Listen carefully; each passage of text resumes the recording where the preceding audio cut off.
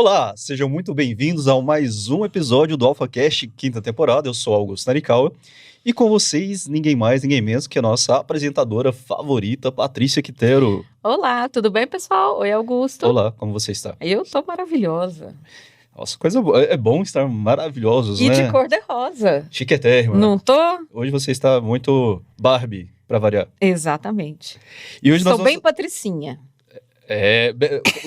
Bem condizente ao nome, né? Bem condizente ao nome. Tô fazendo jus ao meu nome. Exatamente. Se fosse outro, não seria tão esse. Exatamente. E o legal é isso, a gente conversar coisas lúdicas, mas vamos falar sobre um evento gigante que aconteceu aqui na universidade, que é uma coisa muito importante de desmistificar alguns pontos e com convidados muito, muito, muito especiais. Exatamente. Né? Tivemos a nossa jornada de negócios essa semana e estamos querendo saber quais foram os frutos disso, né? Então, a gente trouxe duas pessoas especialistas e especialíssimas, Exatamente. né? Que são aqui da Unialfa, para falar um pouquinho sobre a jornada de negócios. E é importante frisar, Patrícia, que a Unialfa, desde da sua fundação, ela tem uma filosofia que eu acho que é interessante, né? Ser a maior escola de negócios do Centro-Oeste. Então, isso diverge um pouco da academia e soa estranho. Mas, ao mesmo tempo, é completamente o contrário, porque não existe uma formação acadêmica sem mercado. Eu acho que é uma marca identitária da Unialfa e que a gente está preservando. Exato. Potencializando, né? Porque nos últimos anos vem melhorando muito essa... Aumentando cada vez mais, né? Você vê agora a própria escola de comunicação está junto à escola de negócios, né? E eu fico muito feliz por fazer parte dessa escola, porque eu percebo que existe, né, um carinho muito especial por essa escola de negócios. E as pessoas realmente têm a Unialfa como referência. Então, eu acho bem bacana. Sim, lembrando que nós somos uma das instituições mais lembradas no estado de Goiás, né? Então, nós estamos entre as top 5 mais lembradas. Isso é muito importante, né? Mas, bem, vamos falar sobre cultura também, né? Quem que é o nosso apoiador cultural? Pois é, e a gente não pode esquecer que tudo acontece porque temos um apoiador cultural maravilhoso, que é a For Prime, que está conosco, nos apoiando e nos dando essa força nessa quinta temporada, não é verdade? E apoiar cultura, eu acho que é o básico, né? Que a gente pode fazer para... É o mínimo que a gente pode fazer pela educação, não é verdade? Olha eu trocando o máximo pelo mínimo, né? Máximo mínimo comum.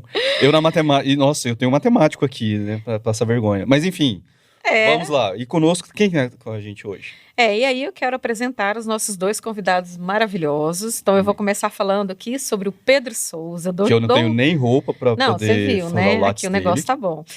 Mas vamos lá, né? Quem sabe a gente consegue. Então, doutor Pedro Souza, que é doutor em administração pela Universidade de Brasília, pela UNB, né? É vencedor do prêmio Tese Destaque PPGA UNB 2021, como autor da melhor tese de doutorado na linha de estratégia e inovação. Olha! Nossa, prêmio é bom, né? Dedica-se ao estudo das estratégias organizacionais, indicadores, inovação, apropriação de valor. É revisor da revista Ibero-Americana de Estratégias da Revista Ciência da Administração, integra o Grupo de Pesquisa de Relações Interorganizacionais e Redes de Universidade de Brasília, é pesquisador com bolsa da Funadesp, professor de graduação, de pós, lato e estrito, e atua nos temas de gestão estratégica, performance empresarial e gestão por indicadores. Ele é coordenador do Grupo de Pesquisa em Estratégias Empresariais, Econômicas e Mercadológicas aqui da Unialfa, do CNPq. Isso é bom, né? Quero participar, viu, professor? Me convida.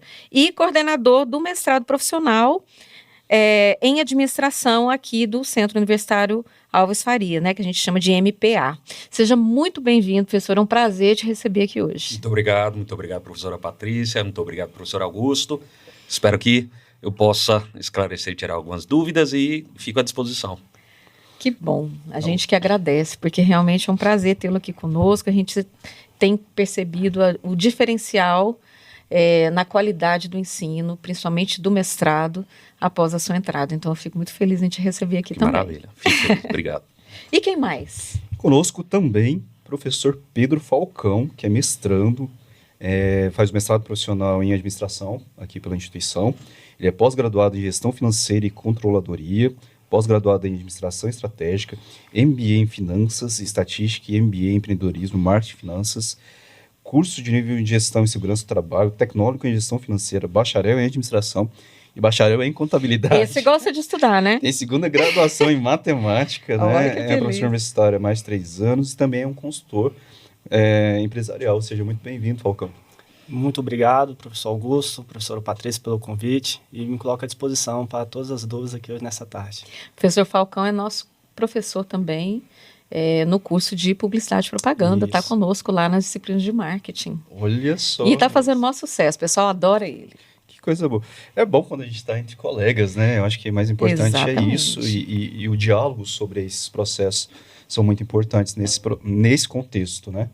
E o professor Falcão, um aluno prodígio nosso lá do mestrado, ainda tem isso, né? Aluno prodígio orientando o professor Pedro. Olha que beleza. Pedro aqui, é Pedro e Pedro. É isso. É a dupla de Pedros. Mas eu acho que uma das coisas mais interessantes da Unialfa é a questão também dela possibilitar para seus funcionários, alunos, enfim, fazer não somente o network, mas também trabalhar essa questão de sempre crescer profissionalmente, né? Então, exatamente, trazer essas possibilidades é uma coisa muito importante.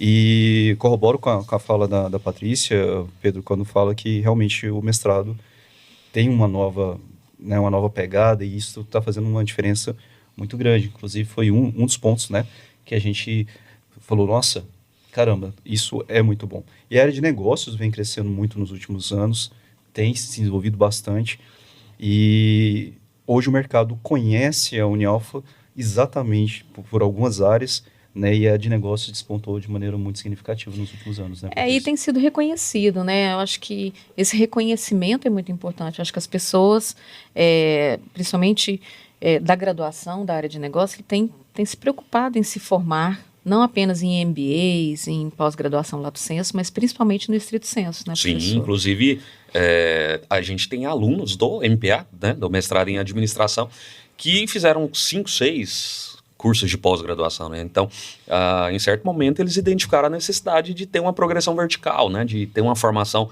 mais verticalizada e um aprofundamento maior na área científica, da aplicação da ciência nas empresas, né? Então, é importante, né? É importante a gente ter um crescimento profissional, da gente não parar de estudar, né? Estava até falando para o Pedro Falcão aqui na entrada, né? Assim que ele conclui o mestrado, já parte para o doutorado, né? Às vezes a gente pensa que demora, nossa, um mestrado durar 2 anos, um doutorado durar 4 anos, né? Mas passa rápido, está passando rápido. Não, sim, com certeza. E, pessoal, vale a pena. O mestrado mudou minha vida completamente, assim, questão de visão, né? Costumo falar para meus alunos o seguinte, que a faculdade, o mercado de trabalho já que é um profissional preparado, né? Então, aluno meu tem esse ditado, aluno meu é aluno bom. Então, eu sempre vou pegar o mais próximo à realidade, e o mestrado aqui da Unialfa, junto com a coordenação do professor Pedro, me levou um elevado nível que não sei explicar, com conteúdos significantes que qualquer profissional na área de mercado, de negócios, assim, precisa ter. Que bacana, né? É muito bom escutar isso, né? Porque a gente sabe que as especializações são importantes para o mercado, né? E é muito bom, né? Eu acho que traz esse frescor da novidade e tudo mais. Mas, realmente, o aprofundamento a gente só consegue mesmo em mestrado e doutorado, né? Sim. Esse aprofundamento, entender o que é a pesquisa, a importância da pesquisa. Então, isso a gente... E a característica do nosso mestrado, como ele é um mestrado profissional, existe a questão da aplicabilidade, né? Então, todo conhecimento que ele é construído aqui durante o mestrado, ele não se limita ao conhecimento por si só, ele existe uma aplicabilidade no contexto das organizações privadas, das organizações públicas, né? Então, é uma vantagem, né? Então, muitas vezes a gente tem aquele imaginário que o mestrado seria para quem necessariamente quer ser professor, né? E não, né? Não necessariamente ele pode também, né? Como o Pedro Falcão aqui, é nosso professor aqui da Unialfa, né? Mas não necessariamente, tá? A partir do momento que ele pode ingressar nas organizações como consultores, pode ingressar nas instituições públicas, pode atuar nas empresas que cada um trabalha, né? E ter uma aplicação do conhecimento científico na prática mesmo, né? Então, é extremamente importante. Conhecimento nunca é demais, né? Conhecimento a gente nunca esgota, a gente nunca vai chegar num ponto que a gente vai falar, eu estou num nível de conhecimento suficiente, né? Então, nunca é demais. Então, a gente precisa sempre estar aprendendo, né? E carreira e propósito é justamente o tema de hoje, e eu acho muito pertinente a gente falar sobre isso, porque o que a gente tem percebido também é que as pessoas mudam de carreira, né? As carreiras, a gente até tem conversado bastante em outros episódios a respeito disso, é que a gente está vivendo num mundo em que as pessoas transitam entre carreiras, né? Antigamente, em outras gerações, né, a gente percebia que a pessoa começava, definia sua carreira lá com 18, 20 anos e seguia naquela mesma carreira a vida toda.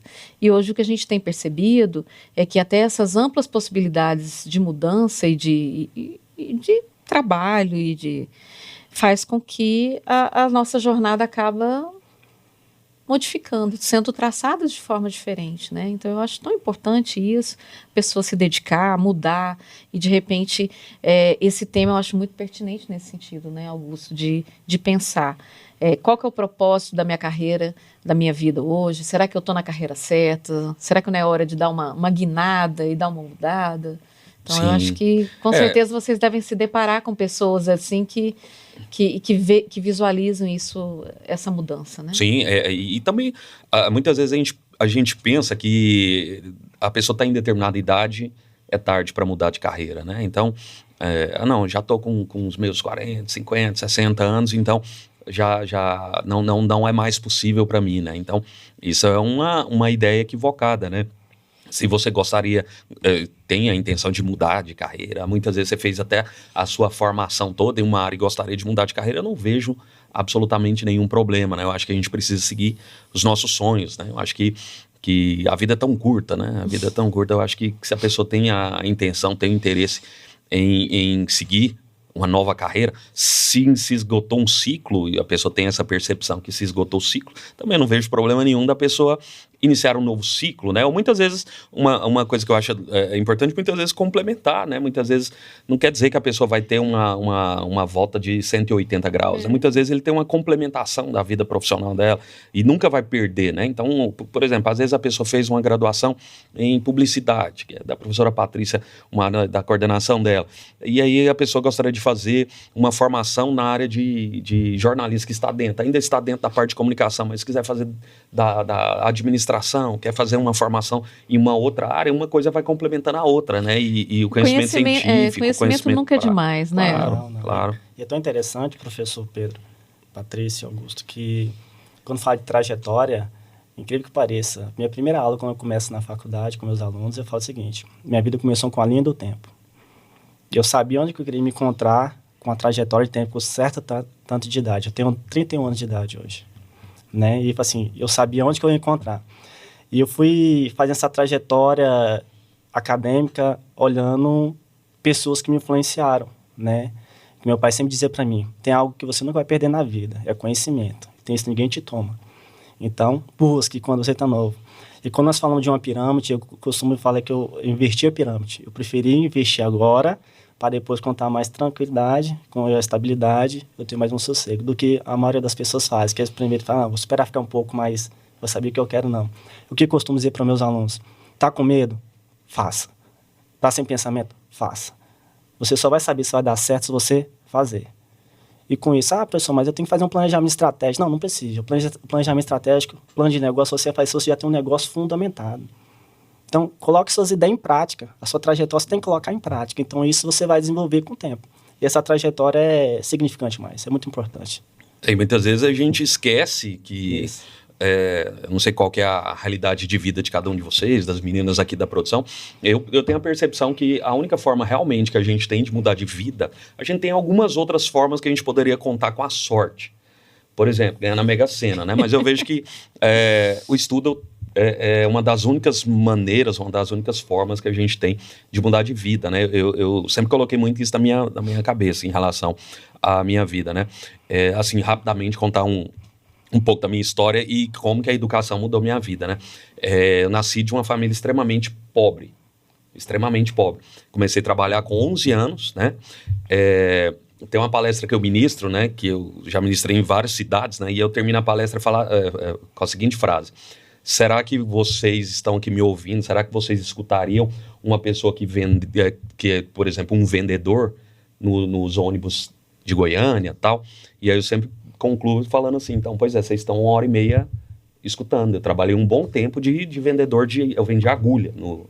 Você conhece o Eixo Anhanguera aqui? Sim. Então, o Eixo Anhanguera trabalhava de vender agulha. Esse dia para trás, um aluno perguntou assim, Pedro, você contou pra gente que você vende agulha e tal, mas por que você escolheu o Eixo Anhanguera? É porque o Eixo Anhanguera sai mais barato. Porque o Eixo Anhanguera, para quem não conhece, é uma linha de ônibus que você pode sair da base, de uma base de ônibus, e entrar no outra base, você pode sair e entrar no ônibus quantas vezes você quiser com a mesma passagem. Então, para mim, era mais barato. Então, trabalhei um bom tempo vendendo agulha. Antes disso, eu já tinha trabalhado em confecção, né? Comecei a trabalhar com 11 anos de idade, né? Eu lembro, aliás, com 10 anos. Eu costumo falar que foi com 11, mas foi com 10 anos. Meu primeiro trabalho foi na feira. Já viram aqueles meninos que trabalham na feira de frete? Frete. Então, só que isso não durou muito, porque eu montei o meu carrinho de fazer frete e no primeiro dia que eu fui fazer frete, o carrinho quebrou. Aí não durou muito, durou só um dia, né? Aí logo, um tempo depois, eu fui trabalhar em confecção, né? Na confecção, eu lembro que na confecção eu ganhava, se não me falha a memória, era 17 centavos por calça. Eu trabalhava de fazer acabamento em calças, né? E eu ganhava 17 centavos. Eu lembro até hoje que ao final do mês eu ganhei R$19. Ainda no mês? Um mês. Só que assim, obviamente que assim, a gente tá falando de um tempo que se a gente for considerar, fazer um cálculo inflacionário disso, seria como se fosse algo em torno de R$200, algo em torno disso, né? Mas esse daí eu trabalhei o mês todo para ganhar R$19, né? Então, era uma realidade. E isso para mim foi ótimo, porque assim, eu não tinha tanto dinheiro. Assim. Eu lembro que quando eu recebi meu salário, que eu recebi lá R$19, para mim foi algo assim espetacular, era muito, muito dinheiro, né? E aí depois eu trabalhei mais ou menos eu trabalhei também como repositor e entregador em supermercado, quando eu tinha mais ou menos uns 13 anos, trabalhava como entregador e repositor. Com 14 anos eu trabalhei 2 anos como faxineiro de farmácia. Fiquei 2 anos trabalhando como faxineiro de farmácia, né?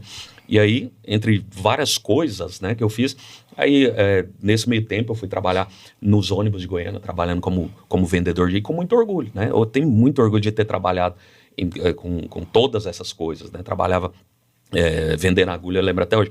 R$1, eu vendi uma cartela de agulha que vinha 27 agulhas, né? Olha. 27 agulhas. E aí, um tempo atrás, eu fui ministrar uma palestra numa escola particular, né? Eu falei, vocês estão tendo uma oportunidade aqui que eu nunca tive. Eu nunca pisei numa escola particular. Eu não sei. Eu sei depois, porque hoje a gente tem o nosso colégio alfa, a gente sabe como é que funciona. Mas assim, eu nunca pisei. A minha vida, a minha formação básica foi 100% na educação pública.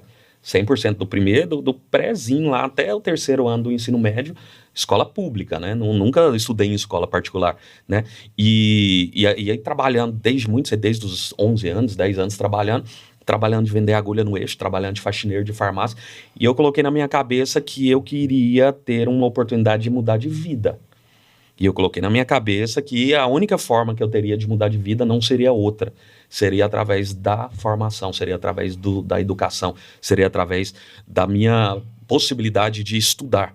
Então eu vi o estudo como a única forma que teria de eu mudar de vida, de eu possibilitar contribuir com a minha família, de eu ter uma mudança de vida. Porque muitas vezes a gente tem muito aquela ideia, eu nasci pobre e vou morrer pobre. Tem uma frase do Bill Gates que eu gosto muito, que ele fala assim, se você nasceu pobre, a culpa não é sua, ninguém pede para nascer pobre, mas se você morrer pobre, a culpa é sua. E aí eu coloquei na minha cabeça que eu iria mudar de vida, eu não ia continuar num ciclo de pobreza eterno. Umas semanas atrás eu dei aula no pós-graduação e foi o último dia de aula, né? E aí a gente tava escolhendo lá os salgadinhos pra gente fazer o coffee break lá de despedida. E eu pedi para os alunos comprarem salgadinho de salsicha. Você sabe por quê? Eu tenho uma memória afetiva muito positiva de salsicha. Professor Augusto, até hoje eu gosto muito de salsicha. Você sabe por quê? Porque a gente tinha uma situação financeira tão complicada que salsicha era um momento de luxo. Salsicha era um momento de luxo. Então, quando tinha salsicha, era uma alegria. Então, para mim, aqui lá, até hoje eu tenho um carinho muito grande por salsicha, de verdade. Sempre quando eu vou num lugar que tem salsicha, eu vou comer salsicha. Por quê? Porque eu tenho uma lembrança muito positiva. Para mim, é uma lembrança de fartura. Um momento, eu sei que faz mal, tá? Não deve comer salsicha. Mas assim, eu tenho uma lembrança positiva, né? Por quê? Porque era um momento de fartura, né? E eu entendi que a educação seria a única forma que eu teria de mudar minha vida, de ajudar a mudar a vida da minha mãe, da minha família, seria por meio de estudo, né? E eu coloquei na minha cabeça isso. Aí terminei o ensino médio, falei, eu vou fazer graduação. Fiz graduação, terminei graduação, fiz pós-graduação, terminei a pós-graduação, fiz mestrado, terminei o mestrado, eu queria fazer doutorado na UNB, aí tentei passar na UNB, não consegui passar na UNB, e aí eu continuei estudando, contratei professor particular, estudei e tal. Aí depois de 2 tentativas que eu consegui entrar lá na UNB, né? E aí lá na UNB foram 4 anos muito bem, tenho um carinho muito grande pela UNB, né? Só para encerrar essa parte como a minha formação toda foi, como eu falei para vocês, no ensino público, eu não sei hoje em dia, mas pelo menos na minha época o ensino público ele não era muito bom. Não era muito bom. Então, você vê, no doutorado, mesmo eu já tendo feito graduação, tendo feito pós-graduação, tendo feito mestrado, e já tá no doutorado, quando eu consegui ingressar, eu tinha um déficit de aprendizado em relação ao ensino básico. Ensino de matemática, ensino de português, eu tinha problema relacionado a isso, né? E não sei se já ouviu falar de um negócio chamado síndrome do impostor. Já ouviu falar da síndrome do impostor? Ah, sim. Já ouviu falar, Pedro? Sim. Síndrome do impostor é que a gente tem aquela percepção que eu não sou digno para isso aqui. Uma hora vão descobrir que eu sou um impostor. E aí eu aí eu entrei no doutorado da UNB com a tal da síndrome do impostor, depois que eu fui ficar sabendo que é esse nome. E se tinha que fazer... E você se boicotava. E eu me boicotava. Se era necessário fazer eu sempre fazia muito mais do que era necessário, porque eu achava que uma hora eu ia descobrir que eu era um impostor e ia me expulsar do doutorado, porque eu não era digno de estar daquilo. E aí eu dediquei tanto, assim, eu dediquei demais ao doutorado, né? E aí, deixa eu contar uma história para vocês. Quando eu terminei o doutorado, sempre lá na UNB eles têm uma premiação lá, que é a premiação das melhores teses lá do doutorado. E aí ele escolhe uma tese como a melhor. Aí eu lembro que eu já estava aqui na Unialfa, estava dando aula na graduação, e aí o meu nome foi escolhido como uma das melhores, foi indicada ao prêmio. Falei, nossa, que maravilha, foi indicado ao prêmio, tanto que esse pessoal, isso realmente, os alunos lá da UNB, os meus colegas lá, são fora de série, são fantásticos, né? E aí estava indicado, eu fiquei extremamente feliz. Eu falei assim, eu não vou sair daqui de Goiânia de jeito nenhum aqui, porque eu vou chegar lá e vou passar vergonha. Vou sair daqui para não receber esse prêmio. Aí eu fiquei aqui, né? Eu falei, eu não vou de jeito nenhum. Aí eu tava dando aula aqui, né? Tava entregando prova. Aí, de repente, começa o pessoal a mandar mensagem pra mim, Pedro, cadê você? Cadê você, Pedro? Uai, tô trabalhando aí. Não posso... Pedro, a sua tese ganhou a tese do prêmio de tese de destaque, né? E aí eu falei, cara... Por que eu não fui? Aí depois eu fui, né? Aí eu recebi o prêmio. Depois eu fui, ótimo. Depois. Mas assim, na hora eu falei, cara, impossível. Mas por quê? Porque como eu não acreditava, eu tive que fazer o dobro e aí a minha tese, eu ganhei assim. Então assim, eu tenho um carinho muito grande. Quando falo em formação, pode falar o que for. A educação que mudou minha vida, né? Eu acho que a educação é a única coisa que muda num país que, infelizmente... O Brasil é um país muito rico, mas que tem uma distribuição muito ruim. Uhum. Então, a educação E uma coisa que você fala, Pedro, que eu acho muito importante, é que a gente não pode esquecer as raízes. Acho que se um dia você tiver vergonha de onde você veio... Você fala da salsicha, eu lembro da coxinha, né? Porque eu passei por um processo semelhante, mas era com coxinha.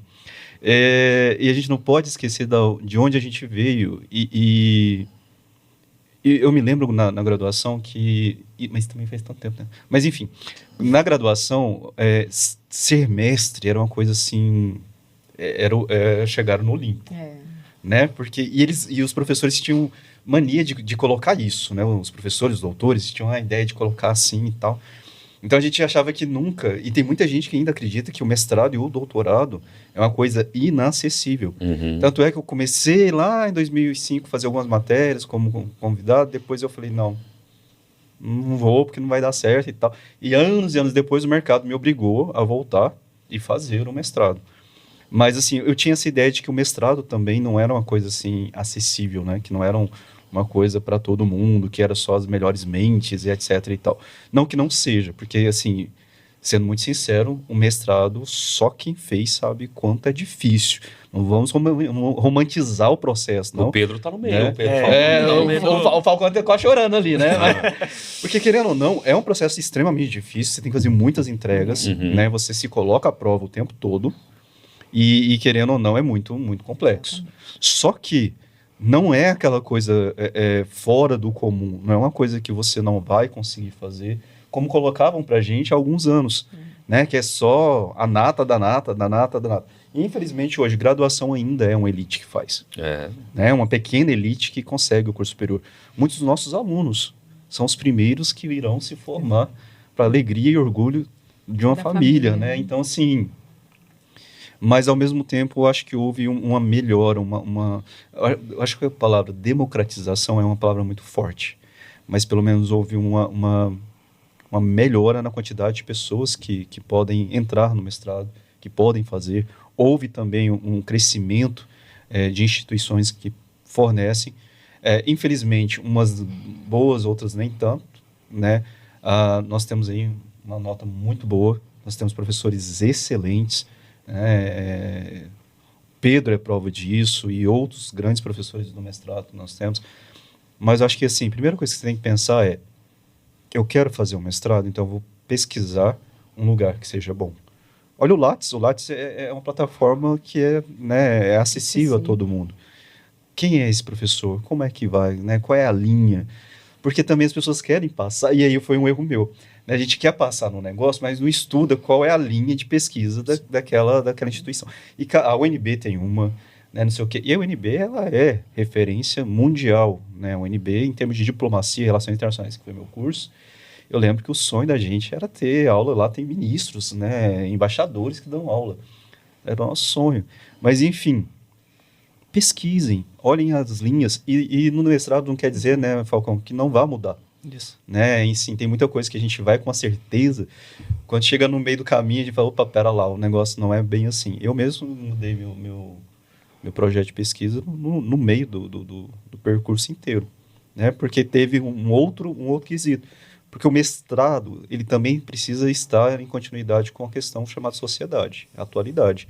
Né? E eu entrei no meio de uma pandemia. E aí mudou todo o contexto. Pedro, né? A gente tá com dois Pedro, Falcão. Como é que você vê essa questão do mestrado? Porque tem muita gente que sonha. Sim. Né? Tem muita gente que quer. E aqui você tem 3 cursos, 4 cursos superiores, né? Uma coisa doida, assim. É muita inteligência, né? E tu quase tudo na área de exatos. Um negócio muito, muito doido, né? Mas, Falcão, qual que é a dica que você dá? Porque você já fez vários cursos de graduação, você está no mestrado, né? E tem muita gente que sonha, mas acha que é um sonho muito distante. Eu não vou me perguntar para o Pedro, porque o Pedro já foi muito, muito mais... Né? Mas assim, você está mais próximo de quem está se graduando. Né? Então, qual é a dica? O que você pode falar para essa galera que quer entrar nesse processo? Professor, quando eu estava na graduação, eu olhava lá o meu professor e falava assim: se ele está lá, eu posso conseguir também. Né? Hoje eu tenho 3 filhos, nem parece, né? Tem um de 8, um de 2 e um de 1. E quando eu estava na graduação, eu tinha um primeiro filho. Eu trabalhava em 2 empregos. Trabalhava de vigilante, entrava das 6 da tarde até 6 da manhã no outro dia, saía de lá para a faculdade, aí saía de lá, eu entrava no outro serviço, que trabalhava até 6 da tarde, porque eu tinha que... Então, um salário desse era só para um filho e outro era para pagar a faculdade. Eu falei: nossa, é aqui que eu tenho que mudar, tenho que fazer essa chave girar. Meu pai estuda, o coração vai colher os frutos. E com isso, fui fazendo essas graduações, né? E fui vendo a necessidade que eu precisava melhorar, que nunca estava bom. Porque alguns amigos falam assim: não, eu sou inteligente. Eu falo assim: mas assim, para mim, tu inteligente, o dedicado sempre vai ser melhor. Então, e eu falo assim: cara, eu não tenho essa inteligência que outros tinham na faculdade, mas eu sou dedicado, eu vou aprender. O professor chegava, eu chegava mais cedo, o professor saía, eu chegava nele mais tarde. Professor, uns minutos só me tirar umas dúvidas aqui. E nessa minha formação foi melhorando, eu fui desenvolvendo essa capacidade cognitiva de aprender. Amo números, vocês podem ver que eu amo números. Números, tudo para mim é números. Que bom. E a dica que eu dou pros que tá na graduação, que eu costumo dizer: nunca é tarde para aprender. Não existe limite para o conhecimento. Se você tem um sonho, tem uma frase que eu sempre gosto de dizer: eu nunca perco para mim mesmo. Nunca. Posso perder para o outro, mas para mim não. Porque o principal travamento que existe no ser humano... também sou coach, acho que eu esqueci de colocar aí, né? Não tá. Okay, o principal travamento se chama pensamento. É a teoria que o professor falou, o síndrome do impostor. O que isso quer dizer? Eu acho que eu não dou conta de fazer as coisas. Eu estava na minha graduação e pensava, acho que o mestrado que o senhor falou é muito complexo, é muito longe, está no outro patamar, assim, eu nunca desisti, assim, não, eu vou conseguir, né? Então, sempre eu deixo o seguinte, assim, nunca perca para você mesmo. A sua mente vai querer que você fique no seu conforto. O ser humano é o único ser humano que tem dó de si mesmo. A águia não, a águia sobe lá nas alturas, tira sua pena, tira seu bico, ele não tem dó dele. Por quê? O medo, os traumas, as dificuldades servem para que seja uma pessoa melhor, um animal melhor. E nós, seres humanos, temos essa dificuldade de nos travar nessa dificuldade. Não dou conta. Por isso que eu falo para meus alunos, tenta, faz, coloca em prática. Professor, eu vou formar. Não, vocês vão formar, mas avalia o passo que vocês vão chegar lá. A realização do sonho não está no final, professor Augusto. Está no dia a dia. Se você entrar, eu entrei um Pedro e vou sair outro Pedro na graduação. A minha mentalidade vai ser outra. E você vai ver que a graduação não é suficiente. Eu tenho que me aprofundar mais. Eu tenho que buscar mais conhecimento. E o conhecimento transforma a sociedade. Tem uma frase do Chevenato que diz o seguinte, gosto muito dele. Como vamos fazer para mudar as organizações? Através das pessoas. Mas as pessoas só vão ser mudadas através da educação. Não tem outro caminho. E isso nós vivemos. O senhor falou que nós vivemos num país rico de pessoas pobres. Não pobre de questão cultural ou social, mas pobre de cultura, de educação. Talvez podia ser... Hoje melhorou muito a questão da educação, o acesso está mais fácil, porque no tempo do professor era mais complexo, locomoção, entrar. Então, eu quero dizer para meus alunos o seguinte, para quem está na graduação, nunca desista. A realização do sonho está dentro de você. Nunca perca para você mesmo, né? Esse é um lema que eu corro todo dia, eu falo. Ontem foi ontem. Hoje é hoje, né? Eu não sou tão velho assim, né? Falou assim... Não. Eu senti uma cutucada, Pedro. Na época que nem os pais da gente falavam assim, não, mas eu para ir pra escola tinha que ir de jegue, tinha que andar de jardineira. Eu senti, Pedro. Eu já falo para os alunos, eu não sou coach não, mas eu falo para os meus alunos o seguinte, errado já deu. É isso. Então o máximo pode acontecer é dar certo. O não já tem. Então, bora. Mas você está falando uma coisa, Pedro, que eu acho muito interessante. E eu acho que é uma coisa que a gente tem que discutir, Patrícia. A escola pública, ela vem piorando. Sim. As pessoas falam tanto que vem melhorando, eu não vejo melhora. Eu vejo que as pessoas estão lendo cada vez menos, estão interpretando o texto cada vez pior. Se é que leem, né? Porque na minha época a gente ainda lia. Eu lembro que eu fiz Pedro Gomes. Pedro Gomes, você tinha que fazer um vestibulinho. Então você ficava 3 dias numa fila, fazia uma prova para fazer um colégio público. E assim, já atrás estava passando em frente do Pedro Gomes, que tristeza, né? O prédio em si, né? Todo deteriorado, enfim. Mas... Pedro Gomes ali em Campinas, né? Isso. Meu sonho era estudar lá. O meu também, eu fui. Eu não fui. Eu fui na fé e fui. Mas colégio público, uma coisa que você falou, muito importante, porque essa também nós temos uma cultura de passar o aluno. Uhum. Né? E isso vem do Estado, né? É uma política de Estado pública. Né? O colégio público você passa. Não que os particulares também, alguns não façam isso. Mas, de maneira geral, o público, o menino vai... Eu dava nivelamento... Nivela por baixo. Que o menino... Exatamente. Eu dava nivelamento em língua portuguesa. O básico. Não era uma coisa assim... Muitos alunos não entendiam o básico da língua portuguesa. Aquilo que a gente vê na 5ª, 6ª, 7ª série. Né? Então, assim... E aí me assusta quando você fala... Eu cheguei no doutorado com várias dificuldades de base. Não foi dali da graduação e tal. Então, isso é preocupante.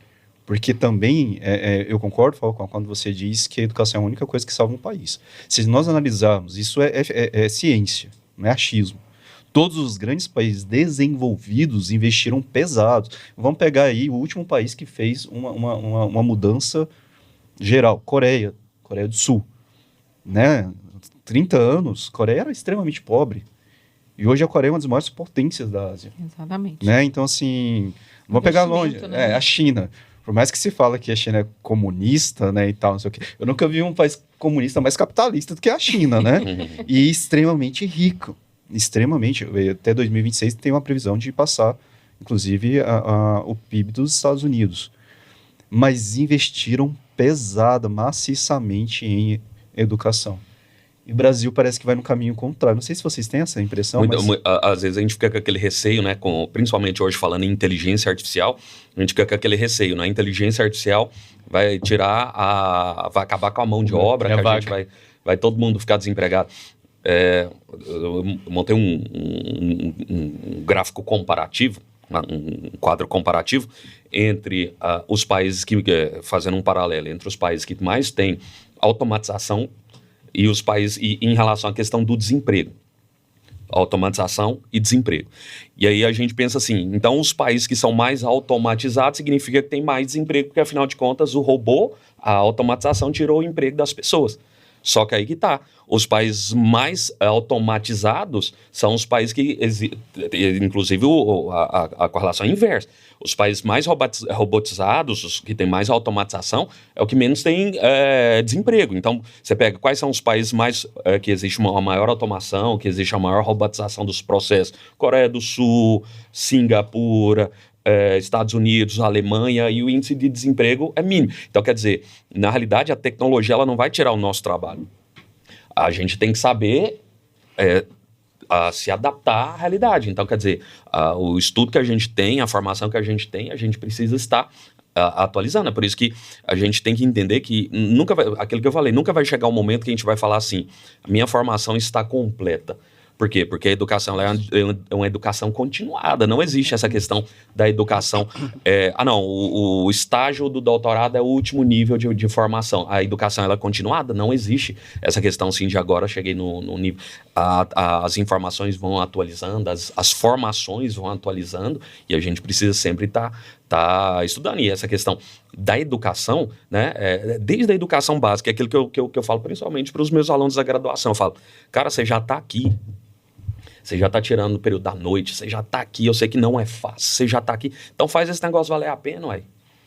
Ou então fica em casa assistindo novela, né? Fica lá tranquilo, tá? Mas você já está aqui. Então vamos dedicar, vamos fazer esse negócio bem feito. Né? Então, assim, dedica, faz negócio. É a única possibilidade, a única forma que tem da gente, se a gente não herdou nada, se a gente não tem não é herdeiro bilionário, a única forma que a gente vai ter de mudar de vida é através dos estudos. Então, assim, se a gente não herdou, que a gente seja a fonte de herança dos nossos filhos. Se a gente não recebeu uma herança expressiva que a gente pode ficar de boa, então que a gente seja isso, que a gente seja exemplo para os nossos filhos, para os nossos netos, no nosso caso aqui, para os nossos alunos, exatamente falar, cara, ele não tinha onde cair morto, mas olha aqui, conseguiu por meio da educação dar uma vida melhor para os filhos, porque senão esse ciclo ele vai acabar quando? O ciclo de... Provavelmente seu avô, ele era mais pobre que você, do que seu pai. E a tendência é que tem uma pesquisa que aponta que geralmente a gente isso é em média, tá? Isso não é regra. Mas em média a gente é a soma da renda do nosso pai e da nossa mãe. Então, quer dizer, às vezes a gente pode pensar assim, nossa, então eu tô feito. Ou você pode pensar, eu tô lascado. Né? mas de maneira geral, essa é a média. Então, quer dizer, a única possibilidade que a gente tem de mudar de vida, da gente dar uma vida agora melhor, principalmente a gente pensando assim, cara, eu vou continuar esse ciclo de pobreza. Sempre eu tinha muito isso na minha cabeça, professor Augusto. Cara, eu vou continuar esse ciclo de pobreza porque, assim, meu bisavô pobre, meu avô pobre, meu pai e minha mãe pobre, tal. Aí a gente vai continuar esse ciclo de pobreza até quando? Ah, mas eu queria tanto que eu fosse herdeiro. Ah, eu também, Augusto. Queria também ter herdado uma grana preta aí. Só que tem uma palestra que eu ministro que eu falo assim, teve um momento da minha vida que eu fiquei com uma grande dificuldade, que eu tinha que tomar uma decisão. Ou eu cuidava da fazenda do meu pai, ou então da metalúrgica da minha mãe. Só que só tinha um problema. Meu pai não tinha fazenda e minha mãe não tinha metalúrgica. Aí eu tive que me virar. E esse me virar vai ser o quê? Filho, vamos estudar. Eu enxerguei isso. A formação, o estudo, como a única possibilidade de mudar de vida. Aí é muito interessante, né? Porque o que eu percebo, principalmente nessa nova geração, nessa geração que está aí estudando, né, e que está, principalmente na graduação, o que eu percebo muitas vezes é que a gente visualiza que eles querem uma carreira, né, eles almejam uma carreira, porque afinal de contas eu acho que é bonito, né, você falar, olha, eu entrei em direito, eu entrei em pedagogia, eu entrei em administração, eu estou fazendo publicidade, propaganda, jornalismo, enfim. Só que nem todos têm o propósito. Então, de nada adianta você estar aqui dentro e não ter o propósito de fazer isso bem feito, de ser o melhor. Porque eu acho que aí é que está a diferença. Todos estão ali na sala. Então, está todo mundo recebendo o mesmo conhecimento, está todo mundo nivelado. Se você não tem o propósito de estar lá e fazer melhor do que o outro, e não é melhor no sentido de desafiar ou no sentido de competir, eu acho que você tem que ter esse propósito de querer mais. Então, por isso que eu acho que é importante. Carreira é algo que, de alguma forma, essas gerações querem. Todo mundo quer ser bem-sucedido, quer, né, ter um título. Mas e o propósito? Né? Porque isso tem um custo.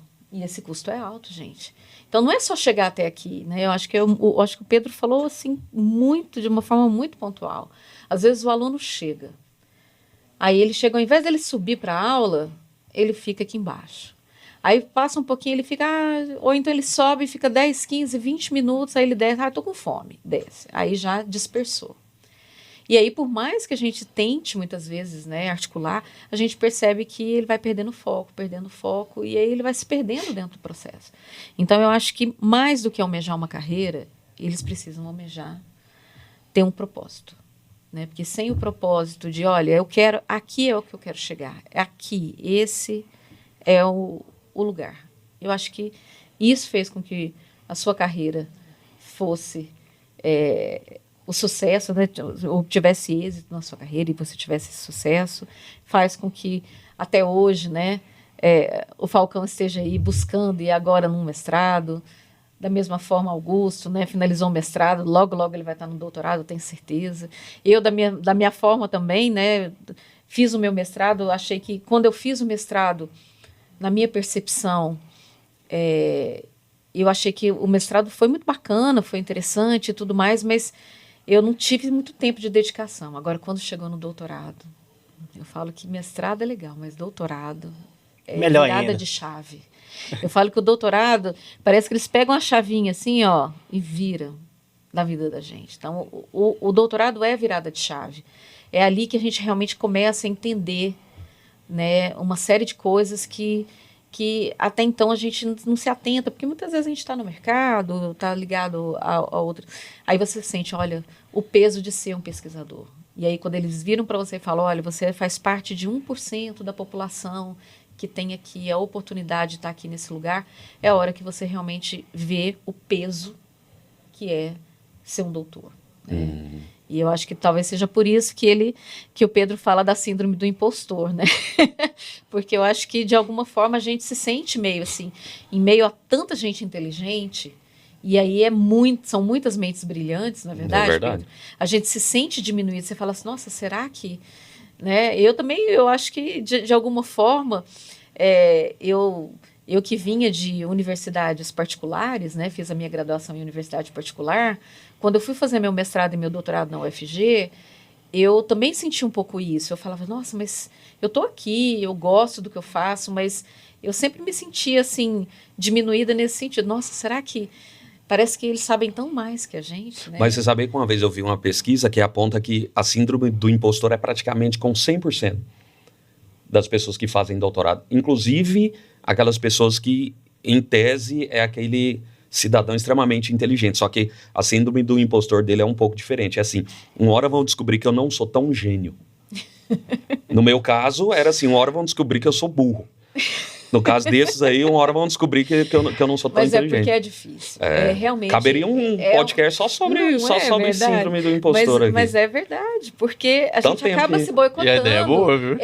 São tantas mentes brilhantes, são tantas pessoas assim, inteligentíssimas, e aí você fala, nossa, Será que ou até mesmo você começa a questionar até mesmo seu tema. Será que meu tema é tão relevante assim quanto o tema do colega? Mas todo dia você quer mudar de né? tema, E né? aí você quer mudar de tema, porque você fala, nossa, eu preciso me expressar diante disso. E é muito engraçado, é realmente algo... Por quê? Porque a gente tem que ter propósito, né? É o que eu falo. Ter carreira é bom, pensar numa carreira, estudar para isso. Agora, se a gente não souber onde a gente quer chegar, de nada adianta, né? Então, e aí eu me preocupo muito, principalmente na graduação, né? Eu percebo isso. Professor Patrícia, interessante vocês falando disso daí. Acho que todo mundo deve ter passado por isso, né? Uhum. Eu lembro que eu chegava na sala e já chegava, tinha os grupos montados, né? Eu chegava, ficava lá e o professor, não, entra naquele grupo lá, Pedro, né? Sempre eu ficava um pouco de lado, né? Aí, resumindo as coisas, assim, da minha turma, acho de 60, formou 6, né? 6 e eu fui que virei professor. Eu falo assim para a pessoa, para todo mundo, faça o melhor. Alguém está te vendo. Alguém vai te ver. Porque o que é uma raridade? Raridade não é o que você acha que você é bom.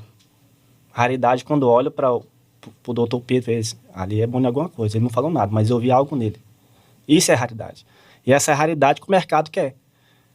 Mas isso só vai acontecer se você tiver propósito de ser um melhor. Será que o professor falou? Cheguei na graduação hoje. Já que eu estou aqui mesmo, vou fazer esse trem valer a pena. Não vou ficar somente naquelas aulas do professor.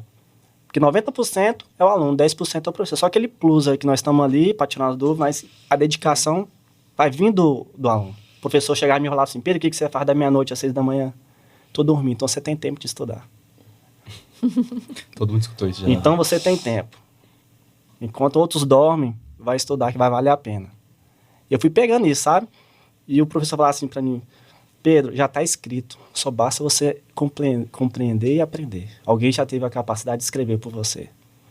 E eu, sabe? E eu olhava assim, eu vejo as coisas mais positivas do que negativas. Porque o estudo do Sebrae diz, quando você convive com pessoas negativas, essa negatividade fica no seu durante um tempo, até você tirar isso do corpo. Então, eu aproximo de mim pessoas positivas. Isso é importante. Então, sempre vou manter pessoas perto de mim que vai me agregar, que eu posso fazer. E essa minha trajetória, preciso do orientador. Quem vai ser? Vai ser o Pedro. Ele aqui é o primeiro. Eu até perguntei, o primeiro dia de aula, quem que é aquele rapaz que está falando lá na frente lá? Não, aquele é o coordenador. Então é ele. É ele. Vou na cabeça ali. Vou nele. Entendeu? E eu gosto de sugar o conhecimento máximo. Máximo. Porque o que eu penso? É a educação. A educação muda as pessoas. A educação muda a maneira de pensar, de falar, de se comportar. E nunca esquecer, igual o professor Augusto falou, os seus princípios. Porque a gente sabe onde que veio. Meu pai falava, você pode perder tudo na vida, mas se você perder, você vai voltar para trás e vai lembrar, opa, tá aqui, mas eu consigo erguer de novo, porque eu tenho educação, eu tenho estudo. Então, e eu vi assim, eu falo com meus alunos, né? Até, claro, assim, né? A novo, dando exemplo ao novo, né? Claro. Aí eu falei assim, siga o meu exemplo. Siga o meu exemplo. Porque vai valer a pena. Enquanto alguns não queriam, eu estava ali, ó. Professor, não estou entendendo. Como é que faz? Me manda uns artigos. Posso fazer desse jeito? Posso fazer dessa maneira? Pode. Beleza. Então, tudo vale a pena. A trajetória... E falando dessa questão do exemplo, e o Pedro é exemplo mesmo. É um dedicado, menino prodígio nosso lá do mestrado, né? Falando sobre essa questão do exemplo, né? E sobre essa questão também do propósito, eu lembrei de um aluno nosso aqui da graduação, aqui da Unialfa, né? Ele se formou, né? Ele fez todo o processo de graduação, tá? Inclusive, ele foi meu orientante da graduação no TCC, e aí ele se formou, e aí seguiu a carreira dele, abriu a empresa dele, e aí ele se deu muito bem na vida, né? Até hoje, ele é um cara muito bem sucedido. Aí uma vez estava tendo uma palestra, e aí eu vi lá que um dos palestrantes era ele. E aí eu não falei nada que eu ia, simplesmente cheguei lá como um participante qualquer, simplesmente cheguei, sentei lá e fui ouvir a palestra dele, ele que era o palestrante, né? Esse aluno que foi aluno nosso aqui. E aí ele, na palestra dele, muito maravilhosa, a palestra excelente e tal. E aí ele chegou em um momento, ele falou assim, eu tive um professor na graduação que ele falou para mim uma coisa no primeiro período. Eu falei, deixa eu ver o que esse cara tá querendo falar. Aí ele falou assim, Aí ele falou assim, um professor, ele chamava professor Pedro. Eu falei, ixi, o que esse cara vai falar? Aí ele falou assim, o professor Pedro chegou no primeiro dia de aula e falou assim, eu nem lembrava disso, depois, poucas vezes que eu falei isso na vida, porque uma vez eu vi uma pesquisa, e aí naqueles dias mesmo eu levei para a sala e falei para eles, né? Existe uma pesquisa que somente 2 a 5% dos alunos que entram na graduação vão ser bem-sucedidos. No máximo. E se vocês forem parar para... Não sei se vocês acompanham os alunos que formam. Se vocês forem parar para pensar, é isso mesmo, não é? É um percentual mínimo. É isso. No máximo 5% dos nossos alunos que vão ser bem-sucedidos. É isso. Você pode acompanhar. Sim. Depois de um tempo, não é mais que isso. Aí eu trouxe essa pesquisa e falei...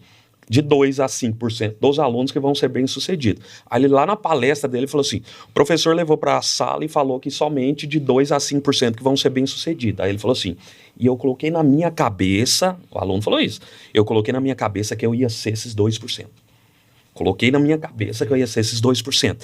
E ninguém tirou aquele negócio da minha cabeça. Dei aula para ele no primeiro período, aí depois dei aula para ele no meio, e depois fui orientador. Ou seja, acompanhei toda a trajetória dentro da faculdade, né? E aí ele colocou na cabeça dele. E aí ele falou que colocou isso como meta da vida dele, que ele ia ser os 2% mais bem-sucedido da turma dele. E aí ele foi, terminou, formou.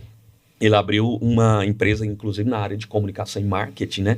Hoje ele é um dos 2% mais bem-sucedido que tem dos nossos alunos. Uma pessoa absolutamente bem-sucedida, está dando palestra e contando a história de vida dele, de uma pessoa que, igual aos nossos alunos aqui, ó, chegou, senta lá no primeiro período, aprende e tal, mas ele levou em consideração que aquilo lá dependia dele.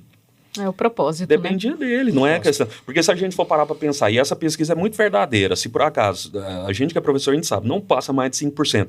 Mas pensa comigo, se os alunos são da mesma turma, pegam o mesmo conteúdo, dos mesmos professores, da mesma instituição, ué, mas peraí, por que o fulano de tal é bem-sucedido e o outro não é bem-sucedido? Então, em tese, todo mundo deveria ter mais ou menos o mesmo sucesso, mas não é.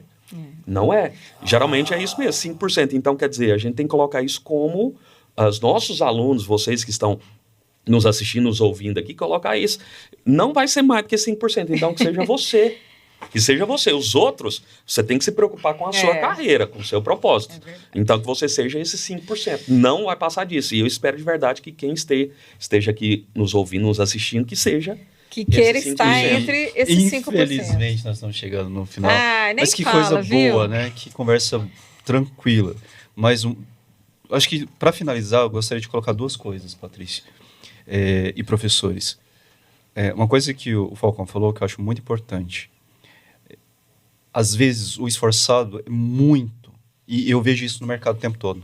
O esforçado, ele tem essa possibilidade, Pedro, de ser melhor do que o inteligente, porque às vezes o inteligente ele vem acompanhado com a soberba. Uhum. E a soberba quase sempre precede a queda. Sim. Né? Então, às vezes o esforçado não, ele vai. Então, seja esforçado, faça a diferença. Eu sou professor há 24 anos e eu sempre... Há 24, achei que você tinha 24 anos. Gentileza.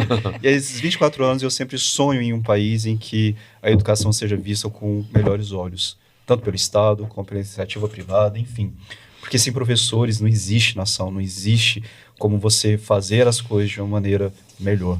Né? E as pessoas precisam compreender, o Brasil precisa compreender que é através da educação que nós vamos mudar o rumo, às vezes, de famílias tão sofridas, como vem acontecendo. Aconteceu comigo, aconteceu com você, aconteceu com tantas outras pessoas, né? O Falcão também, que não teve condições boas, favoráveis. Nós éramos os 98% para dar errado, né? E nós chegamos aqui. E se nós chegamos, muita gente também pode chegar. Sim. Né? Então, assim, por que não?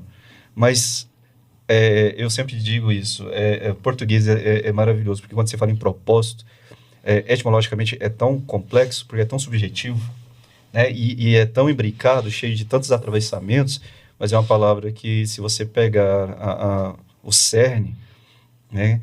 Quem não tem propósito não tem futuro. O futuro é movido por propósitos. Independentemente de qual é o valor ou a valorização que você dá à palavra, é o propósito que nos move, que nos impulsiona e que nos faz crescer. Né? Então, gostaria, né, muito de...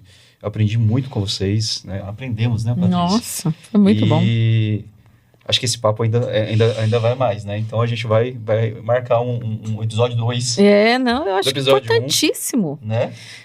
Porque eu acho que é um assunto que não pode deixar vago, né? Porque, afinal de contas, estamos dentro de uma universidade, dentro de um centro universitário, e a gente tem uma geração que precisa ser orientada, né? Uma geração que está aí e que precisa dessa orientação, precisa entender que muito mais do que uma carreira, ela precisa de um propósito de vida, um propósito para estar aí, para estar continuando a estudar, né, para dar continuidade nos seus estudos, que a graduação é só o começo.